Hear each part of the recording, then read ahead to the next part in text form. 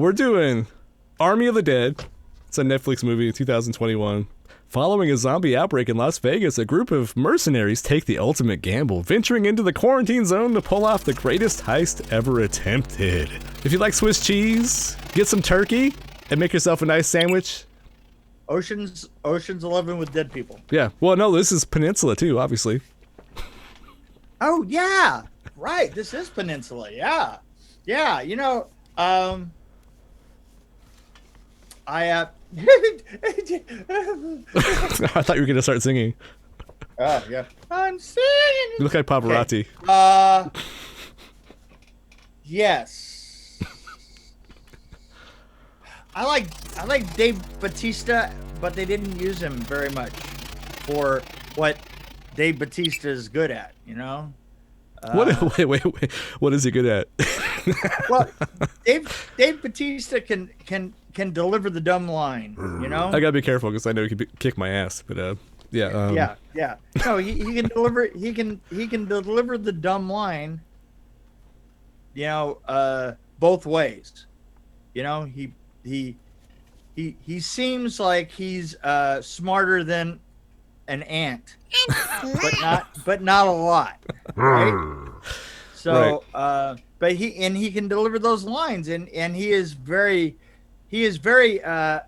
really good straight guy, you know. He's kind of like The Rock a little bit.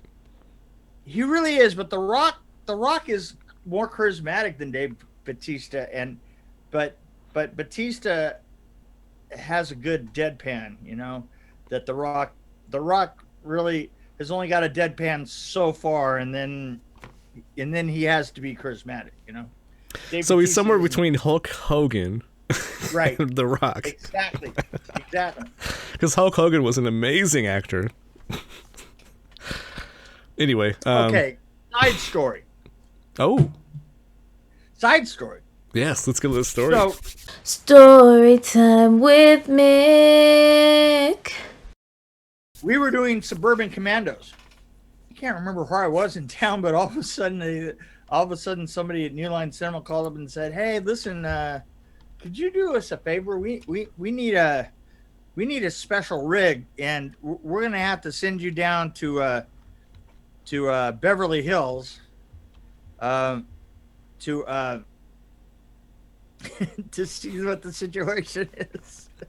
And I said, "Well, what's the thing?" He said, "We really can't tell you." And I get on set, and the first AD comes up and he says, "So here's the problem. Dave Bautista, or not Dave Bautista, but the Hulk. Oh, yeah. The Hulk is dealing with these three guys, and he has to pull the Hulk move, right? You know, what was the Hulk move? Right? That was his thing, right?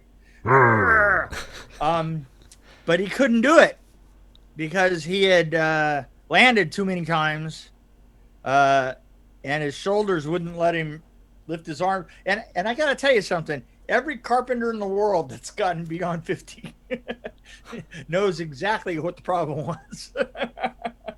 It's having ripped too many little tendons too many times up there, and you can't get your arms up. Right. And yeah. So literally, we had to take wires and rig his arms to wires, and do it as an optical. Oh. Do this part as an optical, lifting his arms up, you know, with a scissors lift. Wow. Over his head. Which, when you think about it, it's problematic in so many ways. You know, I was the one that was operating the scissors lift, and by scissors lift, I mean we weren't using the motor to lift his arms. I mean that would be ridiculous. But what we were doing is using the platform, the scissors lift, to go over the top of him, and to puppet him. One guy had each arm, right? You know, he was literally a puppet. and it remains to this day. It remains just one of those dumbass things that you wind up doing in films that you just can't drive in a straight line to standing on set in a scissors lift with a wire tied around Hulk Hogan's wrist, and having to ask the camera, "Am I lifting this too high?" You know, so like, and we had to do it evenly. You know, the two of us had to like, yeah, you know, and it was just weird. It's just one of those things, you know. You just like the movies have this way of just creating situations that it's movie magic, right? Yeah, that just doesn't make sense. You know, it's sort of like they said on the Simpsons. You know how you make a cow is you tie two cats and a dog together. I don't know why, but that totally makes sense when you're making a movie. Wow. So there I was, tying a dog and a cat together, and the next thing you know is it became Hulk Hogan. But it became Hulk Hogan, but not the Hulk Hogan, not the early one, the later one that couldn't lift his arms up over his head. Wow. Who thought we'd talk about Hulk Hogan right now? Oh, Dave Bautista. So here's the thing. I kind of like the Flash. I kind of liked the Flash of this movie, and oh yeah. Oh, can I say Zack Snyder? So one thing I like about his, I guess, vision or whatever. I like the first 20 minutes of this movie. I like how, you know, that slow down and speed up thing they do with the editing, like where it almost goes slow motion and then it speeds up again. I love that effect. Right. And I like the first few minutes of this movie where you see like a parachute with like blood splattering from below it. And you see the guy paratrooping in very slowly, and he was, you know, I like the opening of this. And the legs on the hood where there's like the torso, and they're shooting it up, and the torso is just like this, and there's blood spraying everywhere. That was awesome. Absolutely. The thing about Snyder is that he tells a big story. In an enormous story, he tells it in little tiny actions. Little tiny fucked up vignettes. Yeah. You know? No, it's almost like a music video, the way he approaches it. Right. Well, it's like when they're in the vault, right? Right. They're going across the vault. And the thing is he knows that he can get away with red tipped arrows coming. I mean, what the fuck? Red tipped arrows. Who the hell does that? Who even thinks that anything like that would, I mean, isn't the red tipped arrow like 1920 witch doctor kind of stuff, right? Right. You know, and he comes up with that, but then he knows that he's got that ultimate, you know, the two walls coming together and smashing the guy and then pulling apart. The greatest thing ever was the pulling apart and letting the body smear out like that, because the whole thing doesn't work, but it's great when it comes apart. It's just like, you're like, oh, that's cool. No, there's some great gore and blood in this. That's what I liked about it. Yeah. But I thought the movie sucked overall. It was very Swiss cheesy. Like there was so many plot holes I couldn't even like follow it. I was like, this is so bad. it's like I couldn't even stick with it. It was hard for me to watch. But that's how I was with Wonder Woman 1984.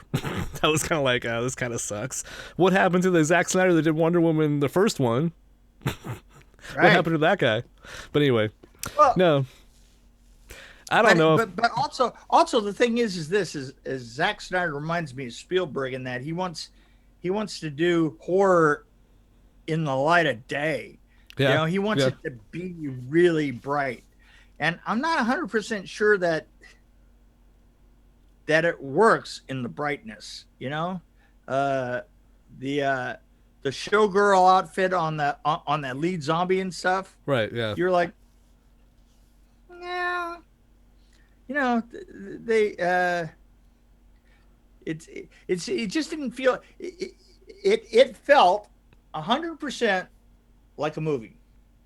The whole thing. I mean, like it was set up for a movie, like all the sets up. Which is a very snacky Snyder thing. For me, it was more like a musical or something. I mean, yeah. Oh yeah, no, I absolutely. It was set up for a musical. It was well lit. You had Siegfried and Roy's lying there. Yeah, and it was 2 hours and 10 minutes. Oh yeah. Nobody, Yeah. nobody needed 2 hours and 10 minutes of that. I mean, literally, the other film that we saw was 2 hours long. I was like, God damn. Yeah. I Well, mean, it's on Netflix. We can make it longer. yeah, but you know what? If you can't say it in an hour and 20, it doesn't need to be said.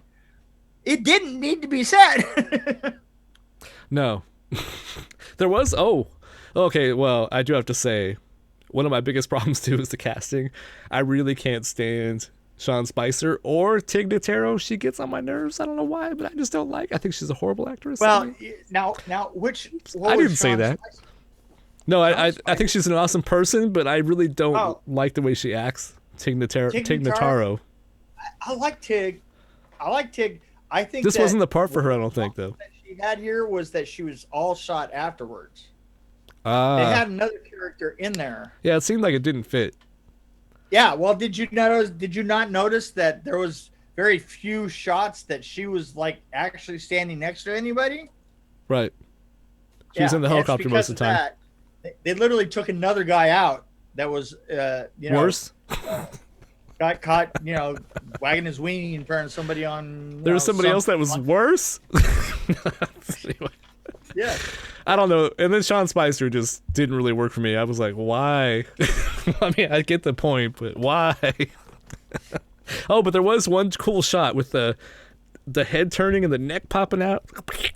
It was really cool. But anyway, I guess I'm into the gore, and I like the slow motion editing. You know what? I don't doubt the gore was great because the gore kind of went with his lining up of particular sequences. He had all these little sequences that kind of cut through the clutter, which is the thing I like about Snyder is that he's doing this really wide thing, but he's telling that story in these little horrifying vignettes. Yes, the door shutting and him falling apart and just there were so many of those little tiny stories through it that were interesting. Well, if the whole movie was like that, that'd be amazing. Yeah. I'm trying to think. What is that? There's a. Oh no! Never mind. There's a movie that it was like an animated kind of. Well, it was live action, but it looked animated. It was black and white kind of, but it had that wrestler in it. Ah. Oh shit! I'm thinking of it. I can't think of it. The wrestler, the guy that. Oh shit! I can't think of it. But no, it was kind of like that, where it was a lot of vignettes, but it was almost noir animation kind of thing going on with a lot of violence in it. I can't remember what the name of the movie is, or the actor.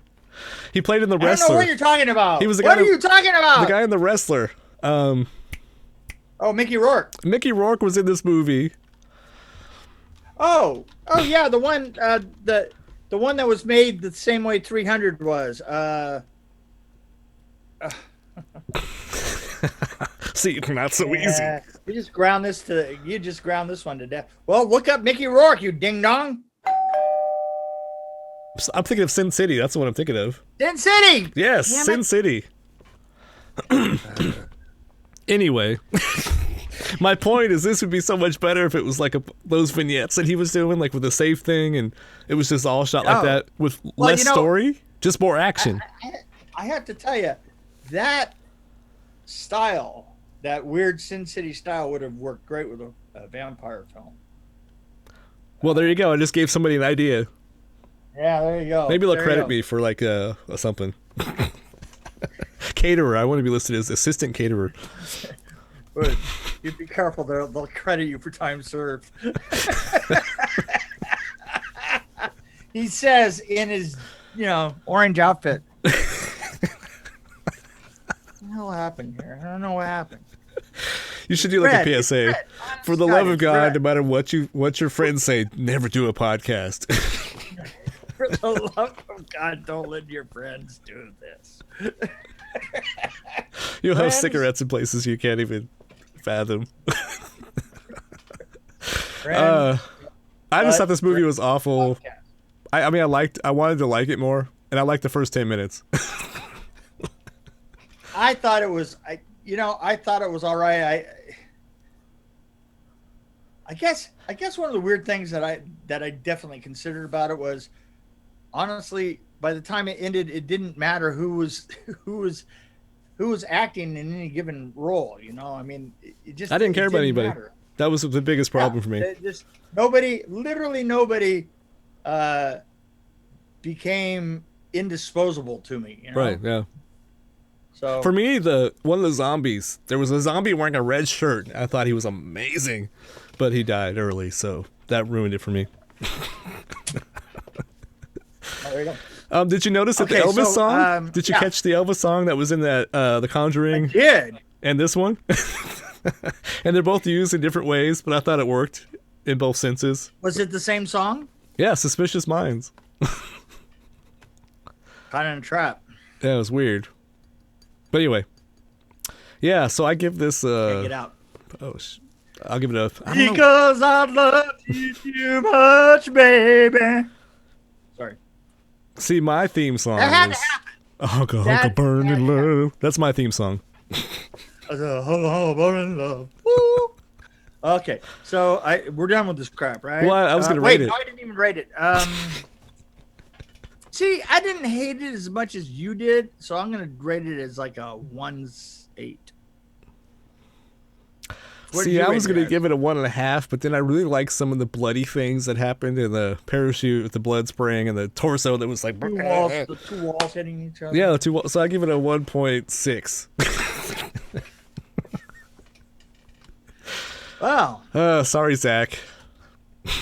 And company. Everybody else that worked on this. Sorry about that. Well, you know what? I have to say, though, we're in pretty good company here, because it seems like everybody hated that film. There was a lot of hate for See, I didn't know that until after I watched it. I was like, can the people really like? I was googling. Did people like ratings? This film? Did people like this thing? They did. They didn't. Okay, I see. They really didn't like it, and they were right for a change. Sometimes we disagree with the common public. Like the Wizard of Speed and Time. Some of the general public did not like that movie. And I'm talking about the short film. Speed and Time, yeah. Oh, the short film. Yeah, the short film's amazing. I've talked to that guy before. The guy that directed that and the guy that's in it. Yeah, he's a... No, I told you, if we can get him on the show in that character he played, they have the weird voice. I don't know. That might be interesting. Somehow or other, he'd make that bitter. Probably. Well. Okay. Yeah, anyway. Are we done with this? Yes, I'm done. I'm going to go make a turkey sandwich because I'm thinking about Swiss cheese because this movie is Swiss cheese all over it. Oh.